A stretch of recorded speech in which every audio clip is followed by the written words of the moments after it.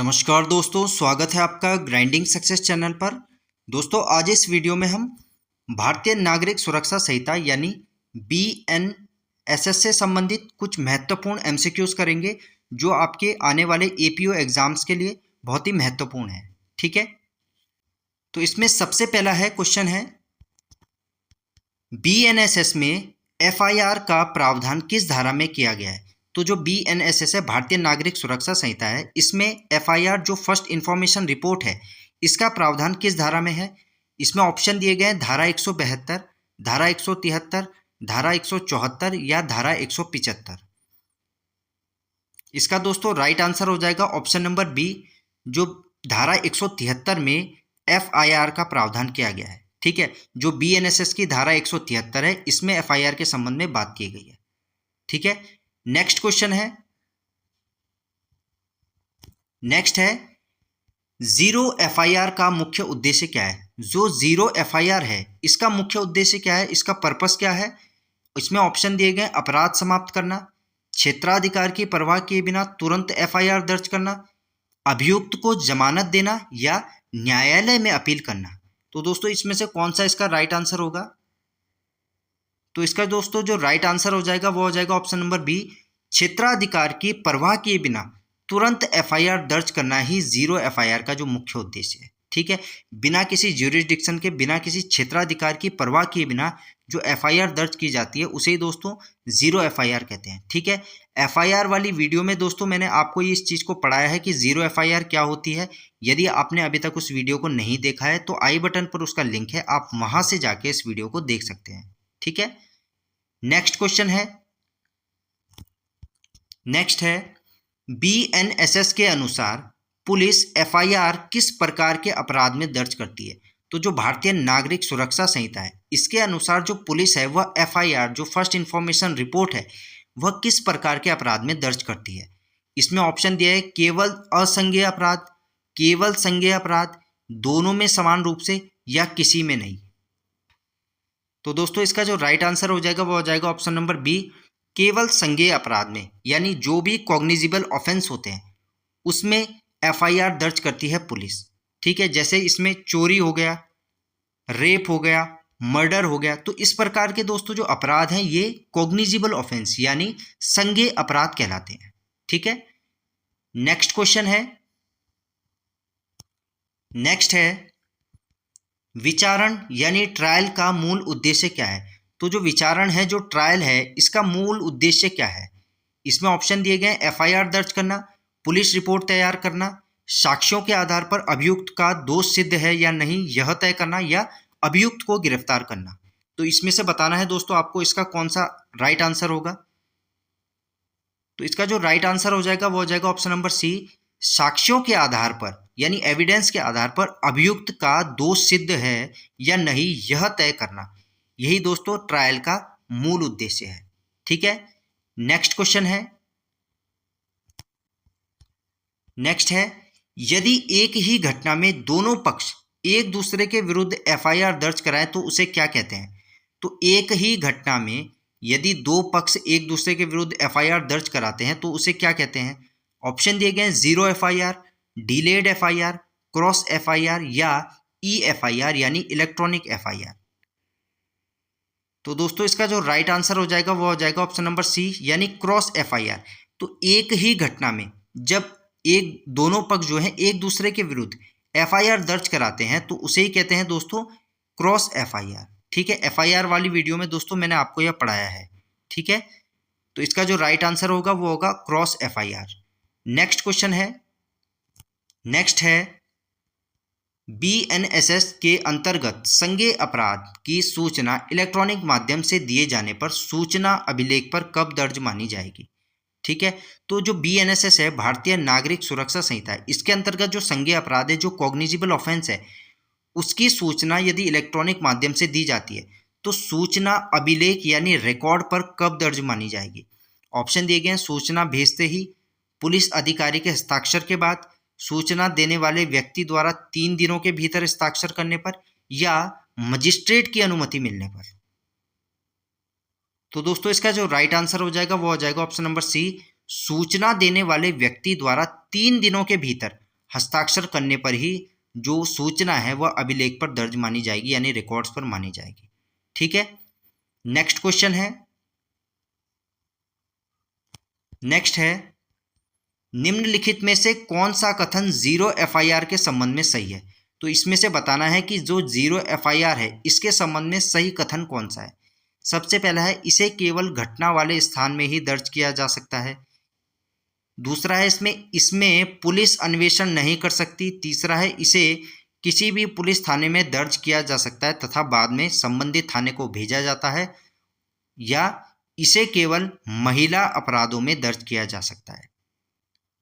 तो दोस्तों इसका जो राइट आंसर हो जाएगा वह हो जाएगा ऑप्शन नंबर सी, इसे किसी भी पुलिस थाने में दर्ज किया जा सकता है तथा बाद में संबंधित थाने को भेजा जाता है। तो यह दोस्तों इसका राइट आंसर होगा। जीरो एफआईआर जो है उसके संबंध में ये कथन सत्य होगा कि इसे किसी भी पुलिस थाने में दर्ज किया जा सकता है और बाद में वह जो पुलिस थाना है वह संबंधित थाने को उस सूचना को भेज देता है। ठीक है, नेक्स्ट क्वेश्चन है इसमें, नेक्स्ट है इसमें, बीएनएसएस के अनुसार किसी व्यक्ति को गिरफ्तार करने के बाद सामान्यतः उसे कितने घंटे के भीतर मजिस्ट्रेट के समक्ष प्रस्तुत किया जाना चाहिए यात्रा समय को छोड़कर?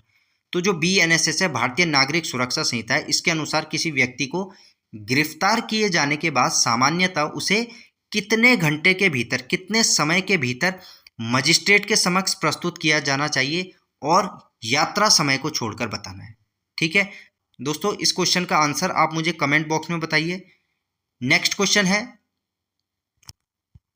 नेक्स्ट है, क्रॉस एफआईआर के संबंध में कौन सा कथन सही है? जो क्रॉस एफआईआर है इसके संबंध में सही कथन बताना है, कौन सा है?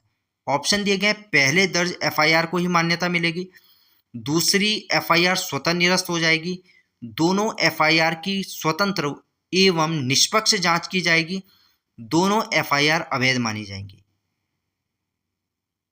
तो दोस्तों इसका जो राइट आंसर हो जाएगा वो हो जाएगा ऑप्शन नंबर सी, दोनों एफआईआर स्वतंत्र और निष्पक्ष जांच की जाएगी, दोनों एफआईआर की।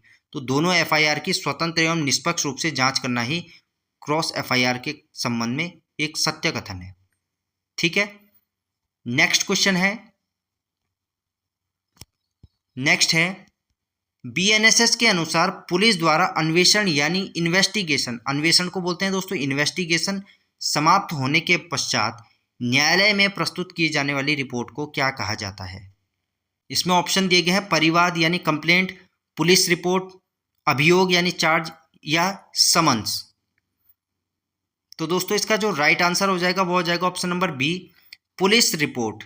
तो बीएनएसएस यानी भारतीय नागरिक सुरक्षा संहिता के अनुसार पुलिस द्वारा अन्वेषण यानी पुलिस द्वारा इन्वेस्टिगेशन समाप्त होने के बाद न्यायालय में जो प्रस्तुत होने वाली रिपोर्ट है उसी को कहा जाता है दोस्तों पुलिस रिपोर्ट। ठीक है, नेक्स्ट क्वेश्चन है, नेक्स्ट है, यदि किसी संज्ञेय अपराध की सूचना पुलिस अधिकारी लिखित रूप में दर्ज करने से इनकार कर दे तो पहला वैधानिक उपाय क्या है? तो यदि किसी संज्ञेय अपराध यानी कॉग्निजिबल ऑफेंस की सूचना पुलिस अधिकारी जो है लिखित रूप में दर्ज करने से इनकार करता है तो पहला वैधानिक उपाय क्या होगा? सीधे उच्च न्यायालय जाना, सीधे सत्र न्यायालय जाना, उच्च पुलिस अधिकारी जैसे पुलिस अधीक्षक को सूचना देना, या कोई उपाय उपलब्ध नहीं। तो इसका जो राइट आंसर हो जाएगा वो हो जाएगा ऑप्शन नंबर सी, उच्च पुलिस अधिकारी जैसे पुलिस अधीक्षक को सूचना देना। यदि किसी संज्ञेय अपराध यानी कॉग्निजिबल ऑफेंस की सूचना पुलिस अधिकारी को लिखित रूप में दर्ज करने से इनकार कर दे तो पहला वैधानिक उपाय यही होगा कि वह उच्च पुलिस अधिकारी जैसे पुलिस अधीक्षक को सूचना दे। ठीक है, नेक्स्ट क्वेश्चन है, नेक्स्ट है, आरोप यानी चार्ज का मुख्य उद्देश्य क्या है? तो जो चार्ज है, जो आरोप है, इसका मुख्य उद्देश्य क्या है? अभियुक्त को गिरफ्तार करना, अभियुक्त को यह स्पष्ट बताना कि उस पर किस अपराध का आरोप है, गवाहों की सूची बनाना, या पुलिस रिपोर्ट तैयार करना। तो दोस्तों इसका जो राइट आंसर हो जाएगा वो हो जाएगा ऑप्शन नंबर बी, अभियुक्त को यह स्पष्ट बताना कि उस पर किस अपराध का आरोप लगा है। यही दोस्तों चार्ज का मुख्य उद्देश्य होगा, यानी आरोप का मुख्य उद्देश्य। ठीक है, नेक्स्ट क्वेश्चन है,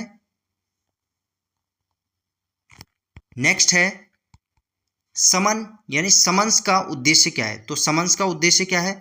अभियुक्त को दंड देना, किसी व्यक्ति को न्यायालय के समक्ष उपस्थित होने का आदेश देना, संपत्ति जब्त करना या जमानत देना।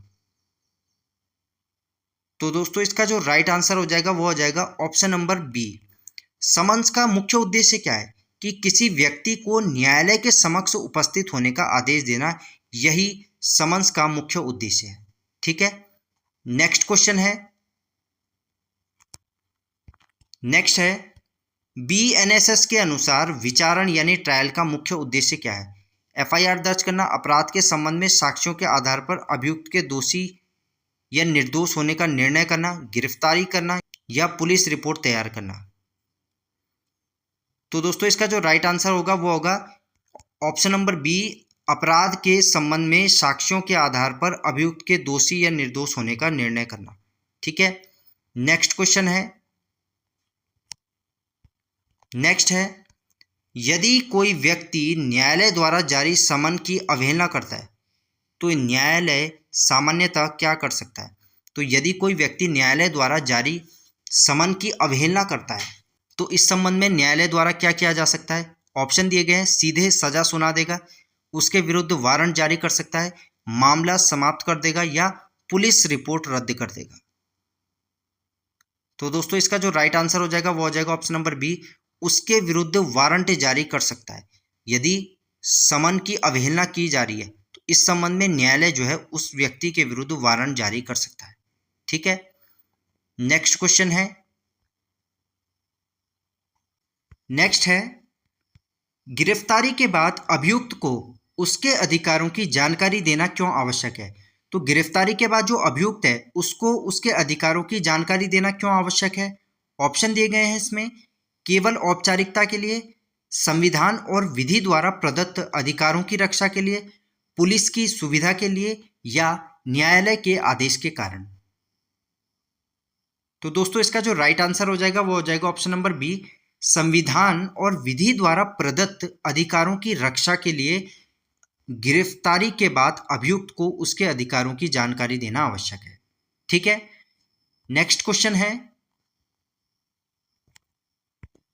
नेक्स्ट है, बीएनएसएस की धारा 35 किससे संबंधित है? तो जो भारतीय नागरिक सुरक्षा संहिता है इसकी जो धारा 35 है यह किससे संबंधित है?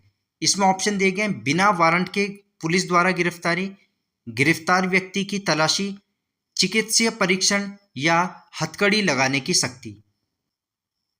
तो इसका जो राइट आंसर हो जाएगा वो हो जाएगा ऑप्शन नंबर ए, बिना वारंट के पुलिस द्वारा गिरफ्तारी। तो जो बीएनएसएस की धारा 35 है इसमें पुलिस वारंट के बिना कब गिरफ्तार कर सकेगी इस संबंध में बात की गई है। ठीक है, तो ऑप्शन ए इसका राइट आंसर हो जाएगा। नेक्स्ट है, नेक्स्ट है, बीएनएसएस यानी भारतीय नागरिक सुरक्षा संहिता की धारा 38 का संबंध किससे है?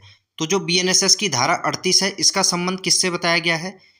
इसमें ऑप्शन दिए गए, गिरफ्तारी के समय अभियुक्त को सूचना देना तथा उसके परिजन मित्र को सूचना देना, गिरफ्तार किए गए व्यक्ति का पूछताछ के दौरान अपनी पसंद के अधिवक्ता से मिलने का अधिकार, या वारंट या आरोप। तो दोस्तों इसका जो राइट आंसर होगा वो होगा ऑप्शन नंबर बी, गिरफ्तार किए गए व्यक्ति का पूछताछ के दौरान अपनी पसंद के अधिवक्ता से मिलने का अधिकार बताया गया है धारा 38 में। ठीक है, जो बीएनएसएस की धारा 38 है वह बात करती है कि गिरफ्तार किए गए व्यक्ति का पूछताछ के दौरान अपनी पसंद के अधिवक्ता से मिलने के अधिकार के संबंध में। ठीक है, नेक्स्ट क्वेश्चन है, नेक्स्ट है, निम्नलिखित में से कौन सा युग्म सही सुमेलित नहीं है? तो इसमें से बताना है कि इसमें से कौन सा युग्म सही सुमेलित नहीं है।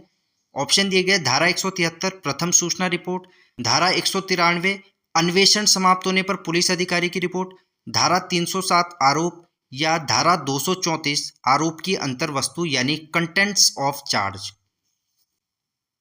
तो दोस्तों इसका जो राइट आंसर हो जाएगा वो हो जाएगा ऑप्शन नंबर सी, धारा 307। ये गलत होगा। धारा 307 में आरोप नहीं, धारा 307 में न्यायालयों की भाषा के संबंध में बात की गई है यानी लैंग्वेज ऑफ कोर्ट्स। ठीक है, तो ये इसका राइट आंसर हो जाएगा। नेक्स्ट क्वेश्चन है, नेक्स्ट है, सेशंस ट्रायल का प्रारंभ बीएनएसएस की किस धारा से होता है? जो सेशंस ट्रायल है उसका जो प्रारंभ है वो बीएनएसएस की किस धारा से होता है? इसमें ऑप्शन दिए गए धारा 227, धारा 248, धारा 262 या धारा 356।